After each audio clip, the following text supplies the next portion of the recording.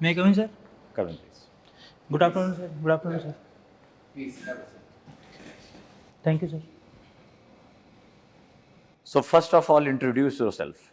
जी sir, मेरा नाम देवेंद्र प्रकाश मीणा है और मैं राजस्थान के दौसा ज़िले से बिलोंग करता हूँ। मेरी स्कूली शिक्षा दौसा से हुई है। उसके पश्चात मैंने आईआईटी गुवाहाटी से बीटेक किया है मैकेनिकल इंजीनियरिंग में, और उसके पश्चात मैं सिविल सेवा की तैयारी कर रहा था और मेरा 2 बार चयन हुआ है। 2018 में मुझे दानिश पद अलॉट हुआ था और 2019 में मुझे आईपीएस पद अलॉट हुआ है। क्या कैडर मिला है आपको? इससे मुझे उत्तर प्रदेश कैडर मिला है। सो आर यू नॉट सेटिस्फाइड? आप संतुष्ट नहीं हैं, खुश नहीं हैं? जी सर, जैसा कि मेरा हमेशा से फर्स्ट मेरा लक्ष्य रहा था वो आईएएस के लिए रहा था, और अब मुझे मौका मिला है तो मैं उसके लिए प्रयासरत हूँ। अदरवाइज़ मैं सर अगर मुझे वापस चयन नहीं होता है तो मैं आईपीएस के साथ संतुष्ट हूँ सर। क्यों ऐसा कि आईएएस को प्रथम लक्ष्य क्यों? सर आईपीएस एक प्रतिष्ठित सेवा है निश्चित तौर पर, और उसमें पुलिस प्रशासन और लॉ एंड ऑर्डर के रूप के क्षेत्र में काफ़ी एक्सपोजर मिलता है।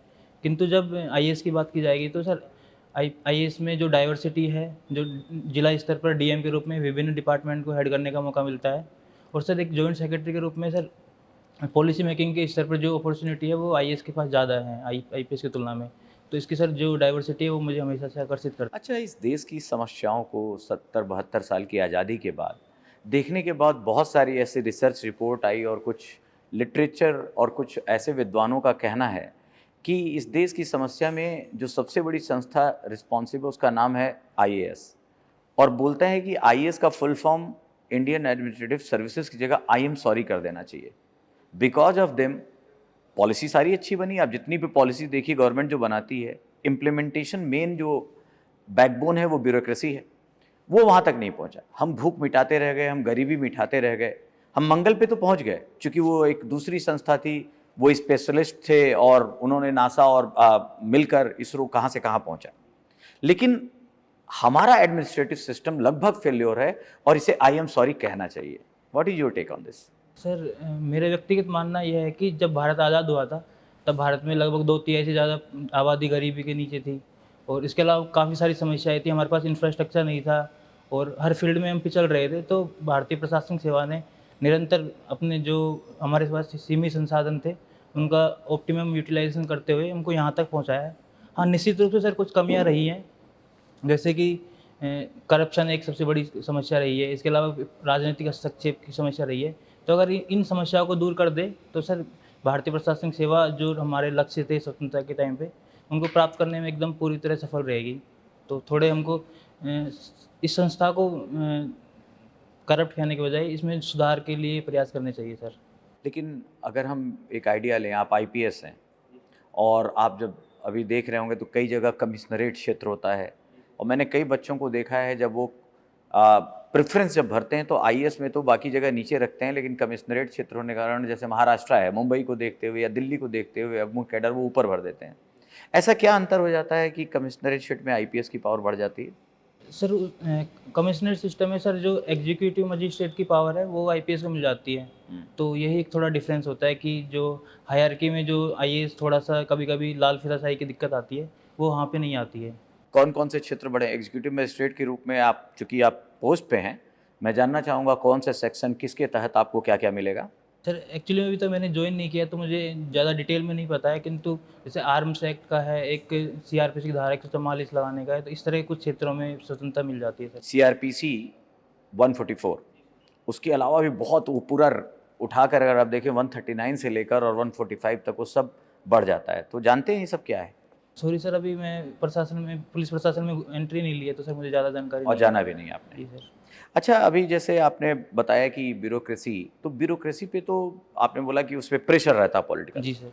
ये नेक्सस तो हमेशा रहेगा। जैसे देखिए महाराष्ट्र में मुंबई का commissioner, one of the cream post जिसको कहा जाए, क्रीम में जानबूझ के कह रहा हूँ, जहाँ पावर, अथॉरिटी, रिस्पॉन्सिबिलिटी सब बहुत ज़्यादा है, उनके ऊपर किसी केस के कारण उसको हटा दिया जाता है, और उस जो होम स्टेट वहाँ के मिनिस्टर हैं उन पे भी कुछ लांछन लगाया जाता है, लेकिन वो बरकरार रहते हैं।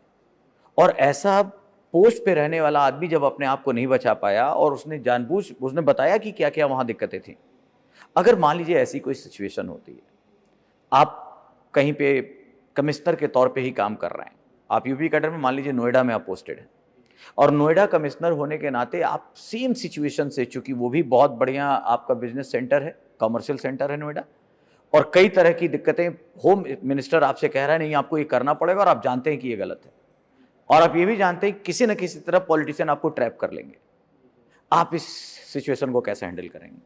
सर निश्चित तौर पर जो पुलिस अधिकारी होते हैं उन पे राजनेता का दबाव रहता है और उनके दबाव में काम करना पड़ता है, क्योंकि ट्रांसफ़र पोस्टिंग्स उनके हाथ में होता है। किंतु सर जैसे मैं रहूँगा तो मैं जो जो भी इल्लीगल कार्य होगा उसको करने के लिए सीधा मना कर दूँगा, और ऐसा कुछ दबाव होगा तो मैं अपना पद छोड़ने के लिए भी तैयार रहूँगा सर। लेकिन तो कोई भी ऐसा गलत काम नहीं करूँगा। लेकिन पद छोड़ना क्या सोल्यूशन है? क्योंकि ये तो कई बार प्रेशर आएगा। आप गांधी, आपने तो साहित्य भी ले लिया, इंजीनियर हैं। किंतु सर ऐसे दबाव में और ये अनुचित कार्य करने से बेटर है कि मैं वहाँ से हट जाऊँ।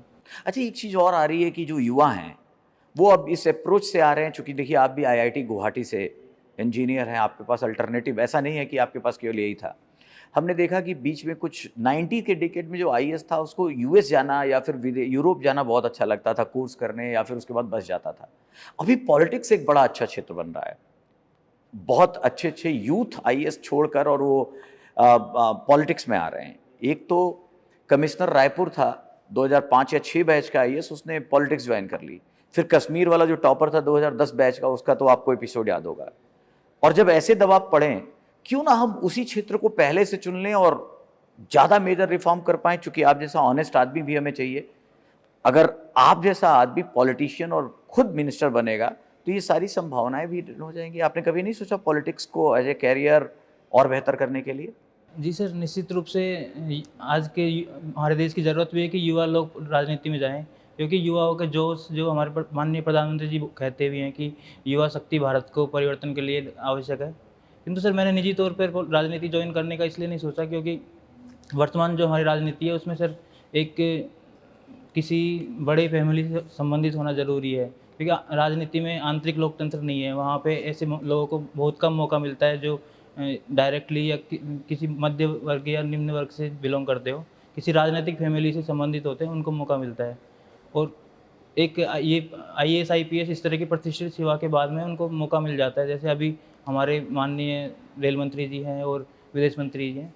तो सर अगर मुझे बाद में इस तरह का मौका मिलता है तो मैं निश्चित रूप से ज्वाइन करना चाहूँगा। अच्छा, ये डेमोक्रेसी को इस तरह से ऐसे लोगों का नेता और बड़ा मंत्री बन जाना कैसे देखते हैं? एक व्यक्ति जिसने राजनीति को कैरियर बनाया हो, पूरी ज़िंदगी पॉलिटिक्स में समझा हो, अपना जीवन दिया हो, उसको हटाकर जो दिन भर मेहनत करता हो, उसकी जगह अचानक एक आदमी आईएएस से रिटायर या आईएएस से हटा है इसलिए उसको सीट दी जाती है, तो तुम्हें नहीं लगता हो कि उसकी समझ, चूँकि ब्यूरोक्रेसी की समझ अलग है, पॉलिटिकल तो एकदम जो रूट होता है वो दूसरा विषय होता है। तो आपको लगता है कि ऐसे लोगों को मंत्री बना देना अपेक्षा नहीं है हमारे पॉलिटिकल सिस्टम की, उपेक्षा? जी सर, जैसे हम देखेंगे तो इस पूरे इतिहास में 70 साल का हमारा है, उसमें ज़्यादा लोग राजनीति में मंत्री या सांसद नहीं बनाए गए हैं।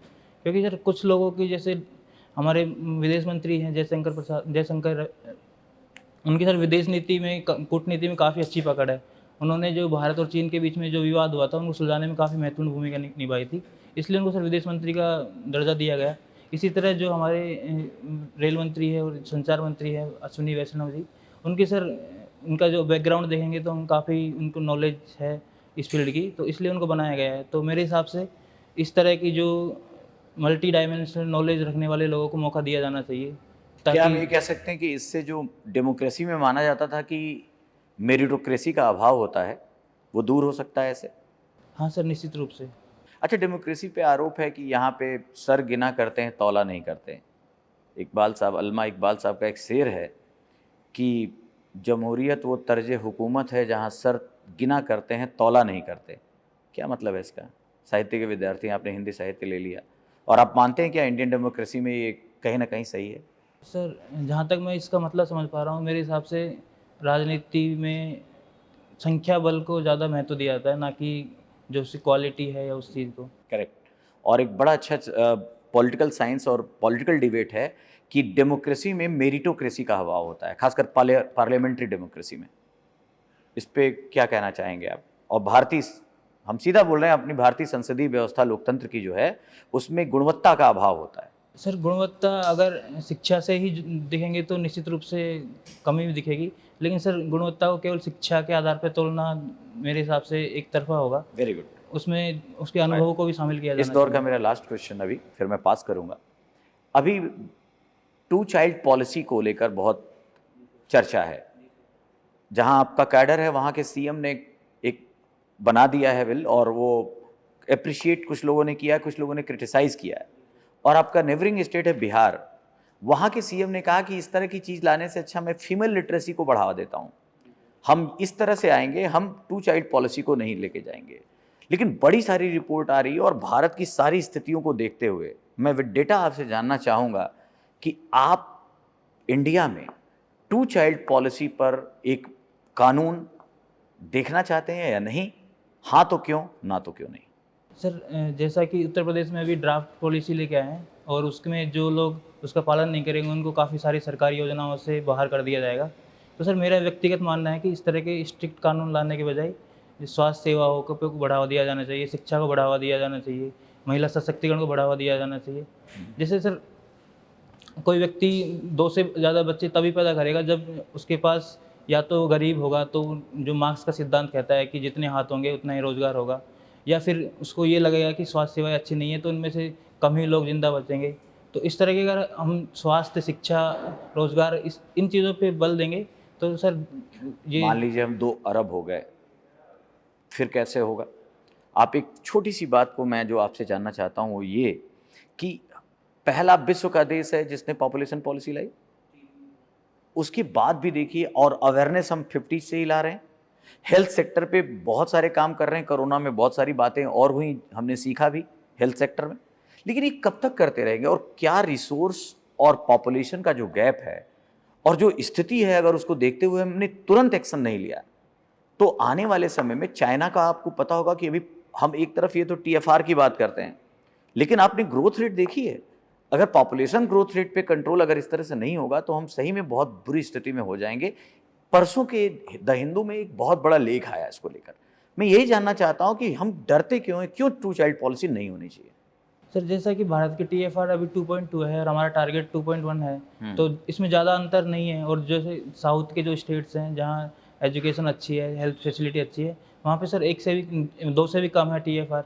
तो उस तरह के मेजर्स अपनाए जाने चाहिए, क्योंकि सर जिस तरह जैसे बिहार में है, उत्तर प्रदेश में, जहाँ पे गरीबी ज़्यादा है, महिलाएँ शिक्षा ज़्यादा है, वहाँ पे इस तरह की जो जनसंख्या है वो ज़्यादा है। तो सर उस पे कठोर कानून लगाएँगे तो, क्योंकि उसमें जो गरीब वर्ग है वही पिछड़ेगा, वो और ज़्यादा गरीब होगा। तो इस तरह की जो कठोरता है उसके बजाय थोड़ा टाइम पीरियड दे देना चाहिए 10-15 साल का, कि ये हम टाइम पूरा एक गैप दे रहे हैं। अचानक से सर लागू करना मेरे हिसाब से मुनासिब नहीं होगा। अच्छा, आप अभी इलेक्शन हुआ बंगाल में, वेस्ट बंगाल में, जी सर। और इलेक्शन के बाद वहाँ आफ्टर इलेक्शन वायलेंस देखा गया। जी सर। तो वायलेंस हो रहा है तो क्या वहाँ राष्ट्रपति शासन लगा दिया जाना चाहिए? और अगर वायलेंस हुआ तो क्यों हुआ, और क्या उसका एक रेक्टिफिकेशन या उसका सॉल्यूशन राष्ट्रपति शासन है? सर राष्ट्रपति शासन मेरे हिसाब से तभी लगाया जाना चाहिए जब वहाँ के राज्यपाल रिपोर्ट दे कि यहाँ का संवैधानिक तंत्र विफल हो गया है। तो राज्यपाल जी ने वहाँ के जो हिंसा हुई थी उस पर ऐसा कोई रिपोर्ट नहीं दी थी कि संवैधानिक तंत्र विफल हो गया है। तो राष्ट्रपति शासन लगाना मेरे हिसाब से उसका सॉल्यूशन नहीं था। सर हिंसा का कारण था कि जो 2 वर्ग थे मत देने वाले, 2 अलग-अलग पार्टियों को, उनकी आपसी हिंसा थी सर। तो उसका सॉल्यूशन ये है कि मत देने वालों को जागरूक किया जाए कि सबका मत देने का अधिकार है। एक दूसरे पे हम प्रेशराइज़ करके उनको वोट देने से हम ना तो डरा सकते हैं, ना उनका मतदान का अधिकार छीन सकते हैं। तो ये तभी होगा जब जागरूकता बढ़ाएँगे। तो सर मेरे हिसाब से राष्ट्रपति शासन इसका सॉल्यूशन नहीं था। आप आईपीएस भी हैं अभी, आप इनकाउंटर को कैसे देखते हैं? सर एनकाउंटर में rarest of the rare condition में ही, जैसे कोई अपराधी है 7 साल से ऊपर को सज़ा मिलने वाली है और वो भाग रहा है और ऐसा प्रतीत होता है कि वो बहुत ज़्यादा आगे नुकसान पहुंचा सकता है, या फिर सेल्फ डिफेंस, इन 2 ही कंडीशन में सर एनकाउंटर किया जाना चाहिए। अदरवाइज़ मैं एनकाउंटर को एक सॉल्यूशन नहीं मानता। सेकेंड वेव बहुत डिवास्टेटिंग था। क्या कारण था कि नंबर ऑफ केसेस भी बढ़े, डेथ भी बढ़ा? उसको आप कैसे, क्या कारण आप देखते हैं उसमें? सर जब भी कोई वायरस की वेव आती है तो सर 3 स्तर पे हम उसमें देख सकते हैं। पहला तो सर वायरस के अंदर परिवर्तन होता है, तो हमारे डेल्टा वेरिएंट नया आया था। दूसरा सर हमारे जो सराउंडिंग्स होती है उसमें हम कोविड एप्रोप्रिएट बिहेवियर का पालन नहीं कर रहे थे। हमारे सारे मार्केट्स खोल दिए गए थे, लोग मास्क नहीं लगा रहे थे। और तीसरा सर होस्ट के स्तर पर अगर हम वैक्सीनेशन नहीं करवाएँगे तो इन 3 स्तर पर सर अगर हम देखें तो सेकंड वेव में तीनों में कमी रही थी सर। अभी जैसे थर्ड वेव की बात चल रही है, उसमें भी अगर हम 3 स्तर पर काम नहीं करेंगे, तो फिर से थर्ड वेव आ सकती है। तो इसके लिए हमको वही करना पड़ेगा कि वायरस का कोई नया वेरिएंट ना आए, इसके लिए जीनोम सीक्वेंसिंग लगातार करनी पड़ेगी। सबको ज़्यादा से ज़्यादा वैक्सीनेशन करनी पड़ेगी ताकि होस्ट के स्तर पर वायरस ना फैले, और सराउंडिंग्स में हमको कोविड एप्रोप्रिएट बिहेवियर का पालन करना होगा।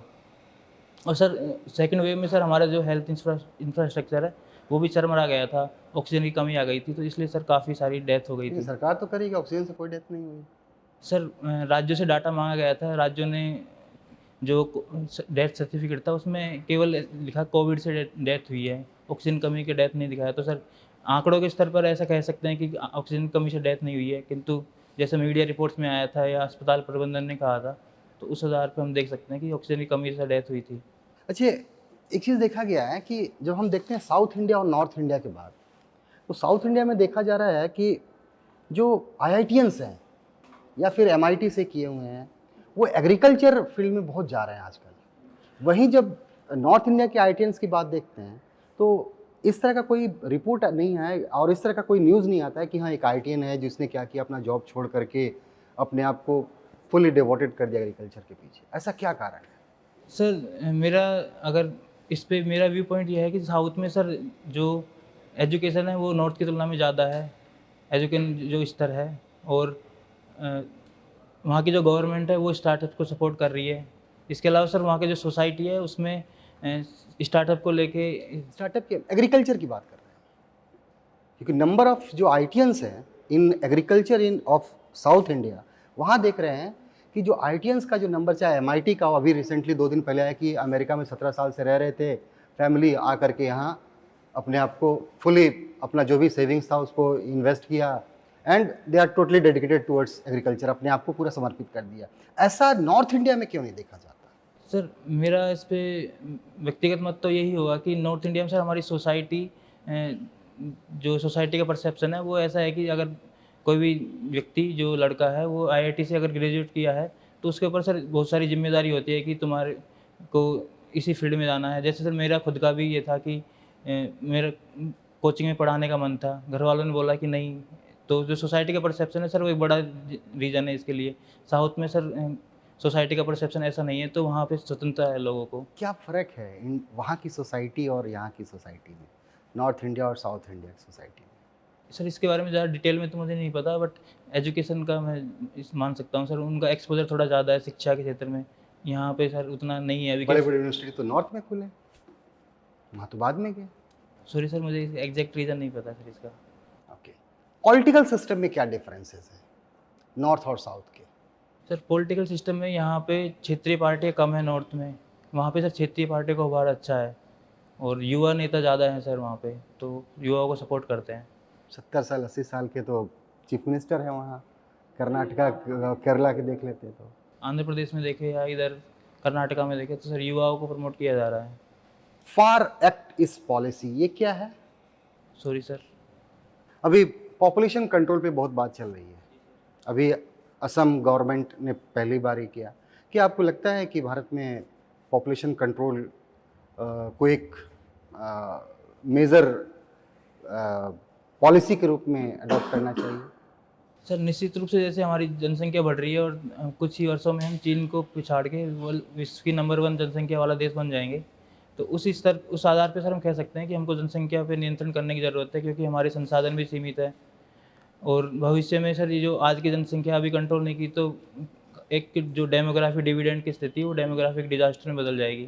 तो सर कंट्रोल करने की ज़रूरत है, किंतु जो पॉलिसी बना रहे हैं हम स्ट्रिक्टली लागू कर रहे हैं, उसकी बजाय सर बाकी मेजर्स पे फोकस किया जाना चाहिए, शिक्षा, स्वास्थ्य, इन पे ज़्यादा फोकस किया जाना चाहिए। डिजिटल डिवाइड मेजर कंसर्न है इंडिया का। जी सर। इस डिवाइड को ये है क्या, और इसको कम करने के लिए सरकार ने कौन कौन से प्लान चलाए हैं? सर डिजिटल डिवाइड का मतलब होता है जो डिजिटल सेवाएं हैं उनके उपयोग के स्तर पर जो गैप होता है, जिस शहर में ज़्यादा लोग फ़ायदा ले पाते हैं, ग्रामीण स्तर पर नहीं ले पाते। सेम ऐसे ही महिलाएँ और पुरुषों में जो गैप होता है और वृद्ध और युवाओं में जो अंतर है सर, जो डिजिटल सेवाओं के उपयोग के स्तर पर जो गैप है उसको डिजिटल डिवाइड कहते हैं। और इसको कम करने के लिए सर भारत सरकार ने एक तो हमारा ये फाइबर फाइबर नेट जो चलाया है ग्रामीण पंचायतों को जोड़ने के लिए। इसके अलावा sir national e governance plan चलाया है और जो अटल सेवा केंद्र है जिसको कॉमन सर्विस सेंटर खेल बोलते हैं वो चलाए गए हैं। एक सर डिजिटल एजुकेशन अभियान भी चलाया गया है। तो इस तरह के सर कई अभियान चलाए गए हैं। अच्छा, अभी हाल के वर्षों में देखा गया है कि भारतीयों जो बच्चे हैं, भारतीय बच्चे, उनका रुझान मैथ और साइंस की तरफ कम होता चला जा रहा है।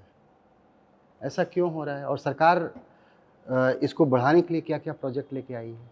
सर मैथ और साइंस की तरफ जो रुझान कम हुआ उसका असली रीज़न ये है कि 2008 की मंदी के बाद में जो ये साइंस सेक्टर है, टेक्नोलॉजी सेक्टर है, उसमें सर रोज़गार कम हो गए हैं। तो अधिकांश युवा बीटेक करने के बाद में गवर्नमेंट जॉब की तरफ आ रहे हैं। तो धीरे धीरे जो इंजीनियरिंग का एक क्रेज़ आया था वो धीरे धीरे कम हो रहा है। उसकी बजाय लोग अन्य फील्डों में जा रहे हैं। इसके लिए गवर्नमेंट की पॉलिसीज़ भी जिम्मेदार हैं जो अलग अलग फील्ड को बढ़ावा दे रही हैं। और साइंस में गवर्नमेंट ने बढ़ाने के लिए कई सारे प्रयास किए हैं, जिसमें एक तो STEM, एक अटल टिंकरिंग लैब, अटल इनोवेशन सेंटर, इस तरह के सेंटर्स खोले गए हैं। आप डीएम बन जाते हैं बिहार के, नॉर्दर्न बिहार के किसी डिस्ट्रिक्ट के, और पूरा एरिया जो है फ्लड प्रोन एरिया है। जी सर। तो आप कौन से स्ट्रेटजी अपनाएंगे ताकि जो फ्लड, चूँकि उसको कंट्रोल करना अभी मुश्किल है, बहुत सारी चीज़ें हैं उसमें, ताकि उस फ्लड से ज़्यादा बर्बादी ना हो और उस फ्लड का को हम वरदान के रूप में उसका हम क्या करें, एक वरदान बन जाए हमारे लिए। सर इसमें जैसे फ्लड आ गई है उसके बाद कार्रवाई करनी है उससे पहले? कभी भी कर सकते हैं आप, वो तो आपको करना है क्योंकि आप तो डीएम है वहाँ के। तो इस पे 2 स्तर पे कार्रवाई करेंगे। एक तो फ्लड आने से पहले जो नदियों के तटबंध है उनको पुनरुद्धार करेंगे ताकि जो तट टूट के जो बाढ़ आती है वो ना आए, या तालाब खोदेंगे ताकि जो अतिरिक्त जल है वो बांध, नदियों पे बांध बनाएंगे। तो इस तरह के सर पूर्ववर्ती रूप में ये कार्य किए जा सकते हैं। और बाढ़ आने से पूर्व ये जो जिन क्षेत्र में संवेदनशील क्षेत्र है वहाँ पे लोगों को हम इस तरह की जो स्विमिंग है या इस तरह की जो चीज़ें हैं उनको सिखाएंगे ताकि कोई भी संकट आपदा में फंसा हो तो उसको बचाया जा सके। ऐसे जो क्षेत्र है उनकी कनेक्टिविटी बढ़िया करेंगे ताकि रेस्क्यू ऑपरेशन अच्छे से चलाया जा सके। और बाढ़ के टाइम पे सर हवाई सर्वेक्षण करके जो आपदा में फंसे हैं उनको बचाया जाएगा। वहाँ पे लोगों को राहत कार्य के लिए जो शिविर लगाए जाते हैं वो लगाए जाएंगे और जो खाद्य सामग्री है वो उपलब्ध कराई जाएगी, चिकित्सा की व्यवस्था की जाएगी। तो सर दोनों बाढ़ को वरदान में बदलना है आपको। सर बाढ़ का पानी का यूज मत्स्य पालन के लिए किया जा सकता है या उसको कृषि के लिए किया जा सकता है और भूमिगत जल को रिचार्ज करने में किया जा सकता है। चलिए, आप दौसा से हैं। दौसा को एक और नाम से जाना जाता है। दौसा को सर देवनगरी कहा जाता है क्योंकि वहाँ पे 5 शिव जी के मंदिर हैं। क्या आपका जो जिला है वो, उसका इम्पोर्टेंस क्या है? सर टूरिज्म के रूप में देखें तो दौसा ज़िले में जो धार्मिक टूरिज्म है उसमें मेहंदीपुर बालाजी का मंदिर काफ़ी प्रसिद्ध है और ऐतिहासिक टूरिज्म में चांद बावड़ी जो 7वीं सदी में बनाई गई थी वो प्रसिद्ध है। इसके अलावा सर दौसा किला है वो जयपुर के कछुआ शासक थे, उनकी राजधानी रहा था, तो उसका इम्पोर्टेंस। आपकी हॉबी हॉकी है। जी सर। अभी आप बात कर रहे हैं, इंडिया ऑस्ट्रेलिया का मैच भी चल रहा है। जी सर। हॉकी में इस टोक्यो ओलंपिक में एक चेंज हुआ है। एक गेम के लिहाज से अगर आप देखें पूरा, वो चेंज क्या है पिछले ओलंपिक के कंपैरिजन में? सर पिछले ओलंपिक में सर शायद 35 मिनट के हाफ खेले जाते थे, उसकी जगह 15 मिनट के क्वार्टर खेले जा रहे हैं अभी। एक और दूसरा सर मैं जो टर्फ है वो ब्लू टर्फ हो गया है। सर मैं कल का मैच नहीं देख पाया था तो नहीं, हाँ वही, कोई बात नहीं है, ब्लू टर्फ हो गया है। और तीसरा जो चेंज है कि 70 मिनट की जगह पे 60 मिनट्स का गेम हो गया है, 15 मिनट्स के 4 क्वार्टर्स वाले। Thank you sir. तो चूंकि आप हॉकी में काफ़ी दिलचस्पी रखते हैं, इसलिए मैंने सोचा कि शायद। सर कल जो मैच थोड़ा जल्दी था, मैं देख नहीं पाया था न्यूजीलैंड के साथ, तो मैं बाद में समरी देखी थी। फिर देखिएगा, अभी तो 3 मैच और हैं। दूसरा आपने एक हॉबी और की कि reading Hindi novel sir. Novel, Hindi जी नॉवेल। सर। देश भर में लगभग 7,000-8,000 स्टेशन हैं, 7,000 है मेरे ख्याल से रेलवे स्टेशन, हाँ सर। है ना? सभी रेलवे स्टेशन पे एक चीज कॉमन होता है जो आपकी हॉबी के साथ जुड़ा हुआ है, जी सर। वो क्या है? सर हिंदी नॉवेल्स मिलते हैं वहाँ पे, जिसमें सबसे ज़्यादा प्रसिद्ध गोदान है जो हर जगह मिल जाता है। और एक पर्टिकुलर स्टॉल है जो बहुत फेमस रहा है, जो सबसे ज़्यादा देश के स्टेशन पे हमें देखने को मिलता है। सॉरी सर, मैंने कभी गौर नहीं किया। एच व्हीलर्स का स्टॉल, जो बुक स्टॉल जो है वो एच व्हीलर्स उसका सबसे बड़ा कॉन्ट्रैक्टर रहा है। तो चूंकि आपका हॉबी था तो इसलिए मैंने सोचा कि इसके ऊपर आपसे चर्चा कर लूँ। अच्छा, चूँकि इकॉनमी से मैं जुड़ा हुआ हूँ, अर्थव्यवस्था पे बातचीत करता हूँ, इस समय में क्रिप्टो करेंसी को लेकर के बहुत कुछ चर्चा चल रही है। रोज़ आप सुनते हैं बिटकॉइन यहाँ बढ़ गया, बिटकॉइन ऐसे हो गया। आपको लगता है कि प्राइवेट क्रिप्टो करेंसीज और गवर्नमेंट ओन्ड क्रिप्टो करेंसी में कौन ज़्यादा पॉपुलर हो सकता है और किस में ज़्यादा लोगों का क्रेज़ होगा? क्या गवर्नमेंट बैक्ड क्रिप्टो करेंसीज का स्कोप है या केवल प्राइवेट क्रिप्टो करेंसी का ही स्कोप है? सर जैसा कि अभी कुछ दिन पहले आरबीआई ने भी कहा था कि आरबीआई उस पर विचार कर रहा है कि गवर्नमेंट की क्रिप्टो करेंसी लाई जाए, और जहाँ तक है जो गवर्नमेंट की क्रिप्टो करेंसी होगी उसको सारे जो विश्व के केंद्रीय बैंक हैं उनकी मान्यता भी प्राप्त होगी, जैसे बाकी जो प्राइवेट क्रिप्टो करेंसी है उनके नहीं है। तो मेरे हिसाब से जो गवर्नमेंट की क्रिप्टो करेंसी उसका क्रेज ज़्यादा रहेगा और उसकी एक्सेप्टेबिलिटी ज़्यादा रहेगी। क्रेज़ ज़्यादा रहेगा या एक्सेप्टेबिलिटी ज़्यादा रहेगी? एक्सेप्टेबिलिटी ज़्यादा रहेगी, क्योंकि जो जैसे शेयर मार्केट है सर, उसमें जैसे लोग प्रॉफिट कमा रहे हैं, तो जो प्राइवेट वाली है वो केवल प्रॉफिट के लिए यूज़ करेंगे लोग, और जो एक्सेप्टेबिलिटी है उसके लिए गवर्नमेंट वाली यूज़ करेंगे। हमारी जो प्राइवेट क्रिप्टो करेंसी का इसका सबसे बड़ा जो कहते हैं ना कि इसमें सबसे बड़ा दोष क्या है? सर वो आम आदमी की पहुंच से दूर है। जो ग्रामीण क्षेत्र है भारत में, वहाँ पे सर बिटकॉइन के बारे में कोई जानता भी नहीं है, तो जो आम लोगों की पहुंच से भी दूर है। और हमारे जैसे देश में सर जहाँ डिजिटल डिवाइड है, तो वहाँ अभी तक इसकी संभावनाएं काफ़ी कम है। ओके, क्या आपको लगता है कि देश में प्राइवेट क्रिप्टो करेंसी पे बैन लगा दिया जाना चाहिए? सर जैसा अभी बैन तो नहीं लगाया आरबीआई ने, और मेरा व्यक्तिगत मानना है कि बैन लगाया भी नहीं जाना चाहिए। उनसे बात करके और उनकी जो तकनीक है उसके आधार पे हमको हमारी खुद की आरबीआई की क्रिप्टो करेंसी लाई जानी चाहिए।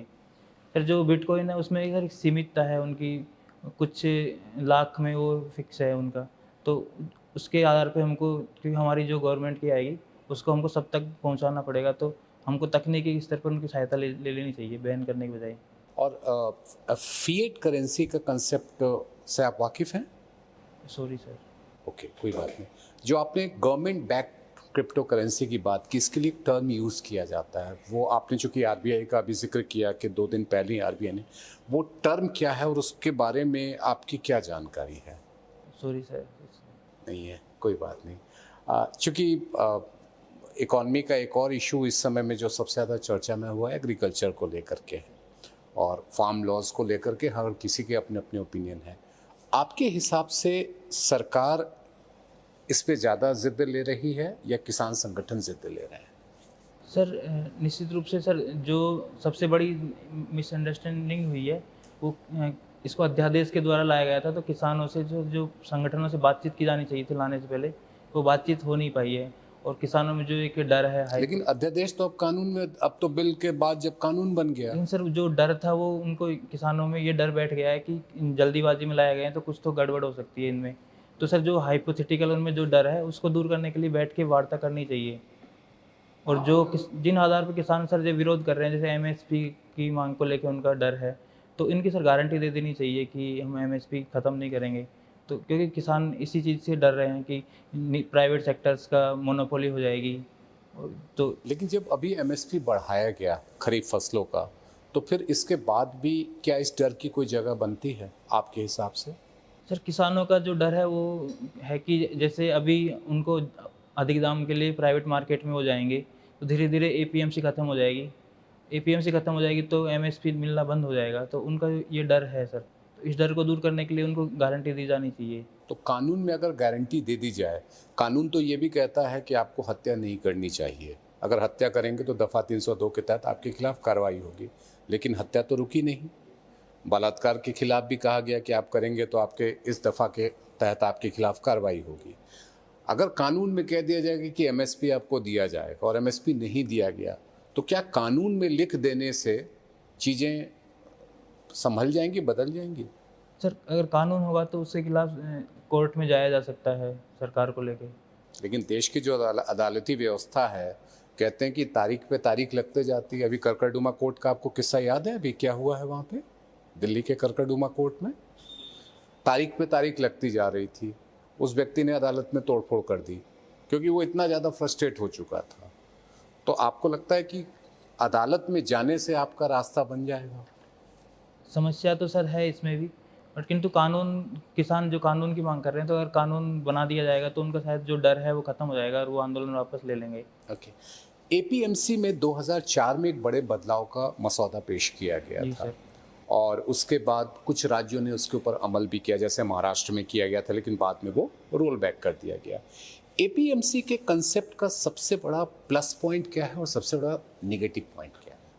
सर जब एपीएमसी लाया गया था तो इसका उद्देश्य ये था कि किसानों को उचित दाम दिए, जो फसल उत्पादन की है उसकी, तो साहूकारों के पास ना बेचना पड़े, उनको उचित दाम मिल जाए। किंतु धीरे धीरे इसमें मोनोपोली हो गई, क्योंकि फर्स्ट सेल यहाँ पे कंपलसरी कर दिया गया, कई तरह की लेवी लगाई गई किसानों के ऊपर। तो जो किसानों को उचित दाम मिलना चाहिए था उसकी बजाय उनका शोषण होने लग गया। तो वर्तमान में जो मॉडल एक्ट लाया गया था एपीएमसी में, उसमें निजी क्षेत्र की मंडियाँ स्थापित करने की बात की गई थी, कोई किसी तरह की लेवी नहीं लगाई गई थी, और फर्स्ट सेल जो कंपलसरी था उसको हटा दिया गया था। तो इस तरह के सर जो प्रावधान थे जो उसको एपीएमसी को मोनोपोलिस्टिक बनाते थे, उनको दूर कर दिया जाए तो एपीएमसी सिस्टम में सर कोई खराबी नहीं है। अगर किसान को ये विकल्प हो कि वो मंडी में भी जाके अपना अनाज बेच सके या मंडी के बाहर भी अपना अनाज बेच सके, तो इसमें परेशानी कहाँ है? सर मेरा निजी तौर पर सर मेरा मानना है कि जो किसान बिल है वो किसानों के हित में है, बस जो मिसअंडरस्टैंडिंग हुई है उसको दूर करने की आवश्यकता है। क्योंकि हमारा उद्देश्य है कि किसानों की आय कैसे भी करके बढ़ाई जानी चाहिए, चाहे वो प्राइवेट सेक्टर में बेच के बढ़ाई जाए या गवर्नमेंट की तरफ से। अगर किसानों को सर ज़्यादा विकल्प मिलेंगे तो उनको ज़्यादा आमदनी होगी निश्चित तौर पर। तो आप अगर कृषि मंत्रालय में प्रवक्ता के तौर पे आप लाए जाते हैं और आपको सबको समझाना है कि इस बिल में ये गलतफहमी है, इसको दूर करना है, तो आप किस तरीके से, आप मुझे कन्विंस कर दीजिए कि ये गलतफहमी है, आपको कोई नुकसान नहीं होगा। सर जैसे पहला बिल है उसमें फार्मर्स का जो ट्रेड और जो फार्मर्स प्रोड्यूस का जो ट्रेड है उसको, उसके लिए जो पहला एक्ट बनाया गया है उसमें सीधा लिखा गया है कि हम एमएस जो एपीएमसी है उसके बाहर आपको बेचने की परमिशन है और किसी तरह की लेवी नहीं लगाई जाएगी। किंतु सर जो इसमें जो विरोध का कारण है उसमें सर दो स्तर पर विरोध किया जा रहा है। एक तो सर जो आड़तिए हैं उनका सर जो रोज़गार था वो छिन गया है इससे, तो उन्होंने किसानों को अपने पक्ष में कर लिया है। और दूसरा सर जो जैसे पंजाब सरकार थी उसको एपीएमसी टैक्स के रूप में लगभग 2500 करोड़ रुपए मिलते थे, हरियाणा गवर्नमेंट को सर 1600 करोड़ मिलते थे। तो एक सर राजनीतिक मुद्दा भी है, तो दोनों स्तरों पर सर समझाने की ज़रूरत है इनको। ओके। जीएसटी जब लाया गया था और उसमें बहुत सारे टैक्सेस की लगे, तो एक परचेज टैक्स भी उसमें शामिल किया गया। परचेज टैक्स को लेकर के आपके पास जानकारी है कुछ? Sorry sir. Shashi. Mr. Deven, ji during this pandemic, IPS officers have played a very important role. Can you count down like 3 important points which you think frontline workers जिसको कहा गया in terms of policy terminology में क्या contribution रहा, कैसे आप लोगों ने contribute किया? सर सबसे पहला तो जो संक्रमण की दर थी उसको कम करना सबसे बड़ी चुनौती थी। तो सर ऑफिसर्स ने जो लॉकडाउन लगाया दिन रात मेहनत करके, तो सबसे बड़ा कंट्रीब्यूशन तो यही था कि वो लगातार निगरानी रख रहे थे कि किसी तरह का कोई ऐसी घटना ना हो। दूसरा सर जो बीमार व्यक्ति थे उन तक सहायता पहुंचाई जा रही थी। जैसे यहाँ न्यूज़ में भी आया था, नोएडा में सर एक रिटायर्ड आर्मी ऑफिसर थे, उनको खाना नहीं मिल रहा था तो उनके घर पे खाना पहुंचाया गया था। तो इस तरह के सर जो सेवा वाले कार्य थे वो भी पुलिस के द्वारा किए गए थे। तीसरा सर कानून व्यवस्था तो सर बनाए रखी थी। ठीक है, आप ये बताइए कि लॉकडाउन एज नाउ, बिकॉज आप ग्राउंड पे लॉकडाउन इम्प्लीमेंट करने में रहे, now you are hoping to get into the policy side of it, was lockdown a good idea to implement? जी सर, जैसे सेकंड वेव के दौरान अमेरिका के सर जो डॉक्टर फॉसी है उन्होंने भी कहा था। So do we have to take example of Fauci to implement something in India, in Indian context? नहीं सर, उन्होंने भी यही बोला था कि अगर संक्रमण दर 10% या 15% ज़्यादा हो जाए तो 10-15 दिन के लिए लॉकडाउन लगाना एक फ़ायदेमंद सौदा होगा, ना कि पूरे देश को खुले रखना। तो एज अ पॉलिसी मेकर जब आप पॉलिसी साइड में जाएंगे तो आपका क्या व्यू होगा उस पर? How will you see this 2020-2021 the whole thing? Sir जैसे हमने 2020 में जो लॉकडाउन लगाया था वो सर बहुत जल्दीबाजी में लगा दिया। जो तो आप माइग्रेट गवर्नमेंट के मतलब रेजोनेट नहीं करते, मतलब जो गवर्नमेंट ने किया उससे आप बहुत खुश नहीं है? सर गवर्नमेंट ने जो लॉकडाउन लगाया मैं उसका समर्थन करता हूँ, किंतु एक सिस्टमेटिक वे में लगाया जाना चाहिए था। जो प्रवासी मजदूर थे जो एकदम पैदल जा रहे थे या उनको खाना नहीं मिल रहा था। क्या था सिस्टमेटिक वे आपकी तरह? What are the solution? Systematic way जो आप बोल रहे हैं आपके अनुसार क्या होना चाहिए था? सर मैं लास्ट ईयर जैसे मैं दानिक्स में था लॉकडाउन के टाइम पे, तो सर हम लोग रात रात भर जग के उनका प्रवासियों की लिस्ट तो बनाते थे दैट इज उनको। तो इम्प्लीमेंटेशन पार्ट ऑफ इट। जो आपने बोला अभी सिस्टमेटिक तरीके से लगाना चाहिए, which is policy side of it you are talking, तो उसका बारे में बताइए कि आपके अनुसार क्रिएटिवली हो, आप बता सकते, हाइपोथेटिकल हो। उसके लिए सर ये किया जा सकता था कि प्रधानमंत्री या हमारे जो कैबिनेट सेक्रेटरी है उनके द्वारा सभी जिलों के जो जिलाधिकारी है उनके पास एक सूचना पहुंचाई जाती कि आपके ज़िले में जितने भी प्रवासी मजदूर हैं उनकी आप लिस्ट बनाओ 10-15 दिन में और उनको भेजने की व्यवस्था की जाए। जैसे सर हमने यहाँ किया भी था दिल्ली में सबके जो So लॉकडाउन if के you, बाद for में। example, you present this idea, I'm contradicting और इसी में क्वेश्चन निकलते जाएगा कि 15 दिन में लिस्ट बनाइए आप। एक तरफ 15 दिन में पॉलिसी मेकर्स कैस्केडिंग इम्पैक्ट के साथ डाउन टू डीएम के पास जा रहे हैं या डीसी के पास जा रहे हैं कि आप लिस्ट मुझे भेजिए, 15 दिन अप एंड डाउन होगा, टू एंड फ्रो। एक तरफ आपकी साइंटिस्ट और हेल्थ केयर कम्युनिटी बैठी है जिनको पता है कि ये संक्रमण दर अगर अभी नहीं लगा आज रात में तो ये मल्टीपल एक्सपोनेंशियल ग्रोथ होगा इसका, and which will our health care infrastructure will not be able to support it. ऐसे में how will you balance it? Sir उसके लिए जैसे लिस्ट बनाने के लिए हम जो सोशल डिस्टेंसिंग है उसका पालन कर सकते हैं। नहीं, ये इम्प्लीमेंटेशन एस्पेक्ट है। जो लिस्ट बनाने की जो पॉलिसी जो आपने आइडिया दिया, सोचिए आप प्रधानमंत्री के वो जो नीति आयोग जैसा कोई डिपार्टमेंट है जिसमें आपने आइडिया दिया कि 15 दिन रुक जाना चाहिए, 15 दिन let's get the list from the field and then we will decide what policy needs to be, whether it has to be restricted containment zone or whether it is sweeping lockdown, तब आप decide करेंगे। But वो जब आप बोलेंगे तो सोचिए सामने कोई डॉक्टर बैठा है या साइंटिस्ट बैठा है, वो बोलेगा कि सर आप क्या बात कर रहे हो, हमारा वायरस का ग्रोथ आपको पता नहीं है कि किस तेज़ी से बढ़ रहा है, आप 15 दिन कैसे लगाएंगे? Then how will you convince that scientist and doctor कि हम क्यों बोल रही है? पॉलिसी लेवल पे बात कीजिए, वो इम्प्लीमेंटेशन लेवल पे नहीं। सर जो प्रवासी मजदूर थे सर वो लॉकडाउन लगने के बाद पैदल भी घर पे गए थे, भूख से भी। वो तो तब आप देखें ना, मतलब सोचिए कि जब अभी शुरू ही नहीं हुआ, मतलब लॉकडाउन की बात चल रही है, तब तो आपको नहीं पता था कि माइग्रेशन में इतना बड़ा झमेला होने वाला है। When the government decided to lockdown, तब तो किसी को अंदाज़ा नहीं था कि लॉकडाउन में ये मतलब भयावह स्थिति होगा, द अगली ट्रुथ। तो सर इसके लिए एक ये किया जा सकता था कि सभी हाँ, डीएम्स ये के बताइए कि पास क्या किया जा सकता है? सभी डीएम्स के पास सूचना पहुंचाई जाती कि जितने भी माइग्रेशन वर्कर्स हैं उनको खाना और रहने इस तरह की व्यवस्था उपलब्ध कराई जाए ताकि वो लोग माइग्रेट ना करें। क्योंकि सबसे बड़ी दिक्कत सर यही आई थी कि उनके पास रोज़गार समाप्त हो गया था, उनके पास खाने पीने के लिए व्यवस्था नहीं थी, तो वो लोग पैदल ही जाने लग गए थे या फिर जो स्पेशल ट्रेन चलाई गई थी उनमें जा रहे थे, तो उसमें कोई सोशल डिस्टेंसिंग का पालन नहीं हुआ, तो सर संक्रमण तो वैसे भी फैला था। तो जो हम अगर उसको इम्प्लीमेंटेशन के स्तर पर शुरू में ही खाने पीने की व्यवस्था कर देते या रहने की व्यवस्था कर देते तो ये दिक्कत नहीं आती। Okay, so that would have been your idea. और कोई थॉट प्रोसेस? और कोई? ये तो खाने पीने चलिए in terms of logistical support आपने दे दिया। और कोई इंटरवेंशन जो आप सोचते थे कि आप एज अ पॉलिसी मेकर होते तो would have been better, because आपने फील्ड में भी देखा है, and now you will take that experience to that policy drawing board also कि मुझे ऐसे करना है। What will be your experience that will add value in such pandemic? Hopefully we will not have another one, but you never know. Sir जैसे हमने 2-3 महीने का लंबा लॉकडाउन लगाया था, तो खाने पीने की व्यवस्था करने के पश्चात हम ये कर सकते थे कि जो माइग्रेट वर्कर्स थे उनको हम लिस्ट बना के धीरे धीरे भेज सकते थे। जैसे मैंने बाद में भेजा भी, तो सर वो जैसे ट्रेन चलाई गई थी उनमें बिना किसी लिस्ट के ऐसे ही भेज दिया था, बिना सोशल डिस्टेंसिंग के। तो मेरा व्यक्तिगत तो मानना है इसका मतलब है कि जो एनफोर्समेंट एजेंसीज हुई, आप जैसे एजेंसीज, वो टोटली फेल कर गई। इफ यू आर सेइंग कि देयर सोशल डिस्टेंसिंग हुआ ही नहीं, सर इम्प्लीमेंट नहीं ये कर once in the century case था, तो सर कोई समझ ही नहीं पाया था कि कैसा होगा।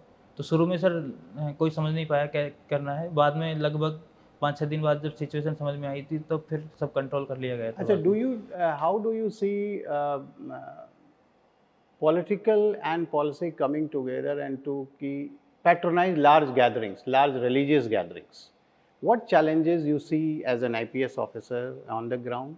And when you will be on the other side, how will you try to solve this very delicate matter of religion and health, public health?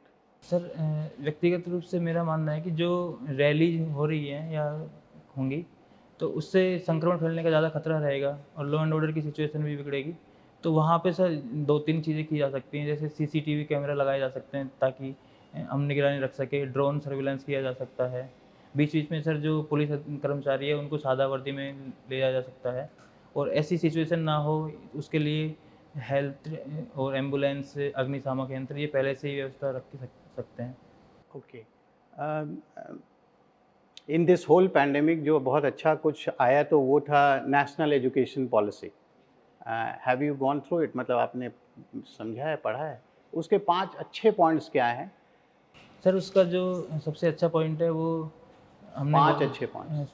Secondary स्तर तक सर 2030 तक हमको 100% नामांकन करना था।